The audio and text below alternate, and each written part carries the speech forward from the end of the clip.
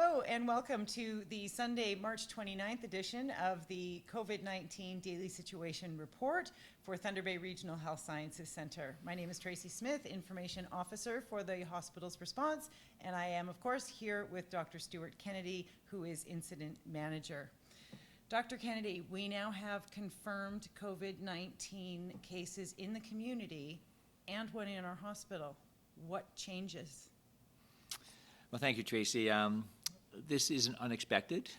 As you stated, we have now 3 confirmed cases of COVID-19 in Thunder Bay. 2 are in the community, and 1 has been admitted to the hospital at this present time in stable condition. As far as what has changed, certainly we've expected this. We are prepared for this. The staff are prepared for this. I mean, there's always a heightened anxiety when it finally arrives, but we've had a time to prepare. And that's what's so important for the community to know, is that we have all the resources, we have all the staff, we have the hospital beds all available if we continue to have flatten the curve and even decrease the curve, because that's what's important. It allows us to actually accumulate the resources, provides better protection for our staff so we're not overwhelmed and they're using the proper protective equipment. So the key is we cannot let our guard down. We can actually still win this battle in this community, because I think Thunder Bay still sticks together and still practices safe sort of procedures from on a day-to-day basis. So nothing has changed. We have had a number of presumptive cases. We're prepared. We've had a number of simulations that the staff is prepared. So the only thing that's changed is heighten the anxiety a little bit. But heightened anxiety for hospital workers is good, because then they're increasing their due diligence every single time they have an encounter with a patient.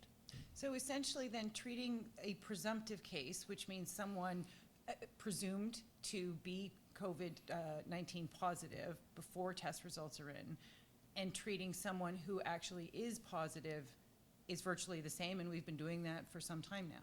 The treatment is exactly the same, and the precautions are exactly the same, because it does take, it still takes, 5 to 7 days to get our swabs back. So we still have to treat our presumptive cases just as we treat our COVID-19 patients. The same treatment and the same precautions are in place. Okay, thank you. Now, people in the community are more alert than ever, given that we have cases in Thunder Bay now, and they're expecting a rapid spread, but we can still flatten the curve. Why is that important? Again, we do expect a community spread, and certainly we have not had anything yet, because the 3 identified all have a travel history outside of Canada. But again, the importance to flatten the curve is it gives the hospital, it gives the human resources, the manpower, a chance to, when you come to the hospital, the patients are well cared for because the volume is small. If the volume increases and we let our guard down, then we'll run out of resources and we'll run out of healthcare workers to take care of the patients when they're sick. So actually flattening the curve is the most important thing. So continue to practice your physical distancing. Continue to practice your coughing into your sleeve. Continue to practice all the, and staying at home. I mean, you're going to have to go out, from the exercise but small groups. In fact, the Ontario government has, as of last night, limited any gatherings to 5. And let me give you an example, Tracy. It was for our morning meeting. It was really how community members are stepping up. An individual noticed a gathering of probably 20 or 30 people trying to practice social distancing in their backyard, and sort of, but the group was too big. So a community member went up in a calm, kind manner and say, really, you should practice your safeguards and your distancing, and you should not have gatherings like this. The individual went back, and an hour later, and it was empty. So people had listened. So that's what every community member has to do. We can't do it alone here in Thunder Bay, Thunder Bay Regional Hospital. Public Health Unit cannot do it. You as a citizen of Thunder Bay have to take that responsibility in a kind manner to approach people who are not following the rules, to say, listen, my health, your health, hospital employees' health depend on you doing your due diligence and follow the rules. That's a really important message. So be informative, be kind, do not be confrontational. We're all in this together. You Great, bet. thank you for that.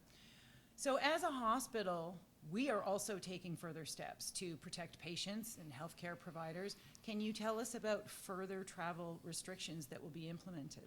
Yes, as of tomorrow morning, for staff and visitors to Thunder Bay Regional Hospital, of course, we're going to have less visitors because of our new restrictions for visitors we put in. For anybody coming who traveled outside of Northwestern Ontario, they will be not allowed to come to this hospital. They'll have to have a 14-day self-isolation. And the reason for that is the further restrictions we have, the further potential to start spread in the hospital and the need to self-isolate at home. That may impact our staff because people travel outside Northwestern Ontario for other areas. There will be some exceptions, and there'll be an update where the exceptions are. But certainly we need to further protect our staff, our healthcare workers, and the community so when they come to hospital, they know the hospital is safe. We know there's community spread in Eastern Ontario, and that's why we're taking this move. It's a very important move. Thank you for that.